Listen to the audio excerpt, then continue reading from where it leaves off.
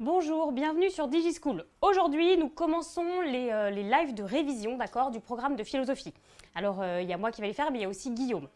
Aujourd'hui, on commence avec sujet, conscience, inconscient. C'est les premiers chapitres du baccalauréat. Normalement, vous les avez vus. Parfois, certains profs commencent par la philo politique, donc peut-être que vous commencez tout juste. Mais là, aujourd'hui, là, on a 1 heure, d'accord, pour faire sujet, conscience, inconscient. Il est évident qu'on ne va pas pouvoir tout faire, parce que normalement, vous passez entre 4 et 8 heures sur ne serait-ce que la conscience ou l'inconscient, selon la matière dans laquelle vous êtes. Donc là, on va regarder, plus que tout ce qu'il faudrait savoir, ce que vous ne devez absolument pas oublier le jour de l'examen, d'accord? Qui est absolument nécessaire, sinon c'est crachage assuré à l'examen. Alors, sujet, conscience, inconscient. On regardera aussi après tout à l'heure, à chaque fois je vais vous proposer en fait un sujet qui est tombé, qui a déjà été donné, pour que vous voyez concrètement comment on utilise le cours avec un sujet de baccalauréat. Pourquoi réfléchir sur la notion de sujet? Pourquoi? Parce que les deux on va dire, arguments qui sont donnés de manière générale, mais en fait on pourrait très bien se faire tout seul comme des grands, quoi. L'expérience de la relation avec les autres.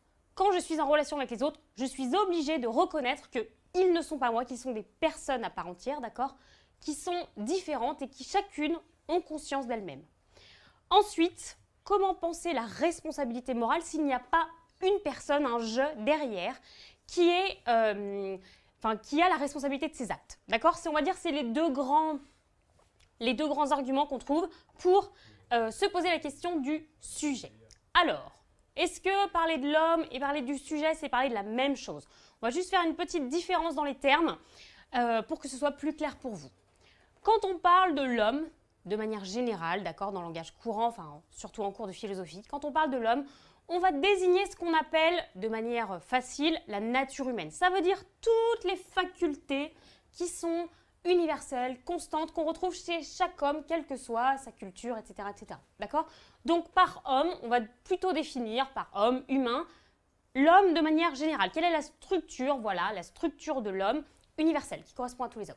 Quand on va parler du sujet, on va s'arrêter sur la personne en particulier, d'accord? Celle qui dit je, qui a conscience d'elle. Ensuite, on va aller voir un petit peu du côté de la psychologie, d'accord? Pour l'instant, on ne va pas tout de suite rentrer en philo parce que la philo s'intéresse, normalement bien sûr, à toutes